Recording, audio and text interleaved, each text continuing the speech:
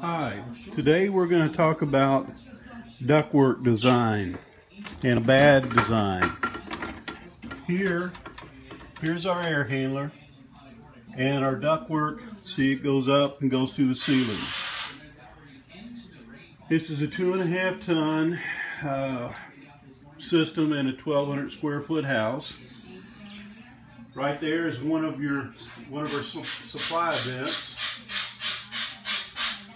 Right here is our return. Right there, above the return, you'll see a supply vent.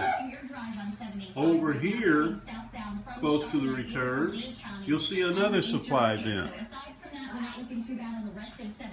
Over there, it's not going to be getting any of this. It's going to be coming back to that return. Okay, in this bedroom, you see the supply vent right here. Okay, it's on the inside wall. It's not going to take care of the outside wall. In here, see that supply vent? It's on the inside wall also. Not over here. And your return is back there. This design is a very, very bad design.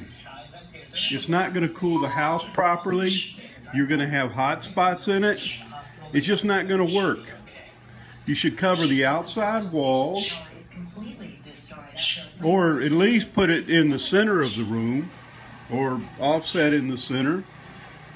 But I like to cover the outside walls, because that's where your heat penetration is.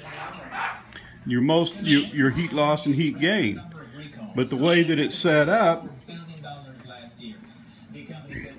it's a lousy design. And here in Florida, a lot of your ductwork is like that. They're bad designs.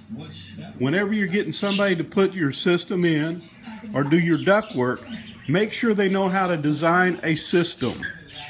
Because if they don't, you're going to have something like this that ain't going to work. It's just a cheap way of doing it. And, you know, it's a spider web job. It goes up into the attic, and, you know, they make the shortest runs. It's it's a very bad design. Thank you. And this is Sidney Preston from Preston's Air Conditioning and Appliances. I hope this helps you today whenever you're making a decision to hire a contractor to put in your air conditioning system. Like I say, be careful of who you hire. Thank you. Bye.